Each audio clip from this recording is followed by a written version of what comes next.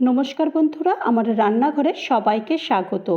না তো কোনো ক্রিম লাগবে, না তো মালাই লাগবে, না তো মিষ্টি লাগবে, এসব ছাড়াই দারুণ সুন্দর একটা আইসক্রিম নিয়ে চলে এসেছি। তোমাদের ভীষণ ভালো লাগবে আর ভীষণই হেলদি আইসক্রিম। তো চলো দেরি করবো না, কীভাবে বানিয়েছি সেটা দেখে নিই। প্রথমেই আমি এখানে হাফ কাপ ওটস নিয়ে নিয়েছি, আর এখানে 8-9টা মতো আমি এখানে আমন্ড নিয়ে নিয়েছি, আর এখানে 10-12টা মতো আমি এখানে খেজুর নিয়েছি। খেজুরটা একটু ভালো মানের নিলে ভালো হয়। আর এই খেজুরের আমি কিন্তু প্রত্যেকটার বীজ ছাড়িয়ে নিয়েছি। আর এই খেজুরটা একটু বেশি পরিমাণে নিলেও কোনো ক্ষতি নেই, কারণ খেজুরটা বেশি পরিমাণে নিলে তাহলে মিষ্টির পরিমাণটা একদম ঠিক থাকবে। তো সেই কারণে খেজুরটা তোমরা তোমাদের পরিমাণ মতো বা পছন্দ মতো খেজুরটা নিতে পারো। আর এখানে আমি হাফ কাপ মতো আমি এখানে কাজু দিয়েছি, কাজুগুলো আমার ভাঙা কাজু নিয়েছি। আর এখানে হাফ কাপ মতো আমি এখানে ডার্ক চকলেট নিয়েছি। ডার্ক চকলেটটা আমি এখানে একদম গ্রেট করে নিয়েছি, তাই এরকম দেখতে লাগছে। তো এই ডার্ক চকলেটটাও এরকম দিয়ে দিতে হবে। তো চকলেটের পরিমাণটাও তোমরা একটু কম বেশি করে নিতে পারো, কারণ চকলেটটা দিলে কিন্তু খেতে আরও ভালো লাগবে। আর এখানে 2 চামচ মতো আমি এখানে কোকো পাউডার দিয়েছি। কোকো পাউডারের পরিমাণটা কিন্তু ঠিকই রাখবে, কারণ কোকো পাউডার বেশি হয়ে গেলে একটু তেতো হয়ে যাবে।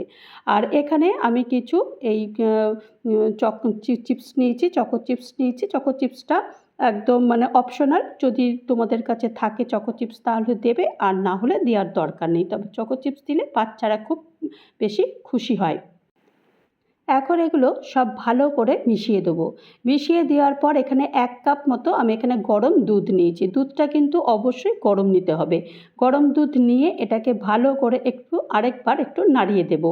নাড়িয়ে চাড়িয়ে দিলে কি হয়, তাহলে সব কিছুই কিন্তু ভালো দুধের মধ্যে একদম ডুবে থাকবে। তো এইভাবেই এটাকে মোটামুটি আধ ঘন্টা মতো এখানে রেখে দেবো। তো আধ ঘন্টা পর তোমাদেরকে দেখাবো যে এটা কীরকম অবস্থায় রয়েছে। আধ ঘন্টা পর তোমাদেরকে খুলে দেখাচ্ছি এটা কীরকম হয়েছে। দেখো একদম কিন্তু পুরো সবই ভিজে গেছে, আর একদম কিন্তু থিকনেসটা অনেকটাই হয়ে গেছে। তো এগুলো এখন কী করব, এগুলোকে এখন ব্লেন্ড করতে হবে। তো এখন একটা মিক্সিং জার নিয়ে নিয়েছি, জারের মধ্যে এইগুলো একটু একটু করে দেবো, কারণ মিক্সিং জারটা আমার একটু ছোট। তো সেই কারণে এটা সবটা একসঙ্গে হবে না, একটু 2-3 বার করে এটাকে দিয়ে এটাকে পুরো একদম পেস্ট করে নেবো। একদম একদম মানে একটা থিক একটা লিকুইড তৈরি হবে। তো এইভাবেই এটাকে পেস্ট করে নিয়ে নেব। তো চলো এটাকে পেস্ট করে নিই। তো দেখো আমি পুরোটাই পেস্ট করা হয়ে গেছে, আর একটা কাচের একটা পাত্র নিয়ে নিয়েছি। পাত্রের মধ্যে এটাকে পুরোটাই ঢেলে দিয়েছি, কারণ এইটাতেই আমি এটাকে আইসক্রিমটা তৈরি করব। তো এরকম একটা কাচের পাত্র নিলে বেশ ভালো হয় আর কি। তো তোমাদের কাছে যদি না থাকে, তোমরা প্লাস্টিকের যে টিফিন বক্স থাকে, টিফিন বক্সের মধ্যেও তোমরা এটাকে সেট করতে পারো। তো আর একটু ভালো লাগবার জন্য চকো চিপস একটু দিয়ে দেবো, একটু একটু করে দিয়ে দেবো। তো আমি আগেই বলেছি, যদি তোমাদের কাছে না থাকে তাহলে চকো চিপস দেওয়ার কোনো দরকার নেই। তো এখন এটাকে ঢাকনা বন্ধ করে দেবো, একদম ভালো করে ঢাকনা বন্ধ করে দেবো। তো ঢাকনা বন্ধ করে দিয়ে এটাকে এখন ফ্রিজে রেখে দেবো, প্রায় 6 থেকে 7 ঘন্টার জন্য ফ্রিজে রেখে দেবো। কারণ 6 থেকে 7 ঘন্টা না হলে এই আইসক্রিমটা ভালো হবে না।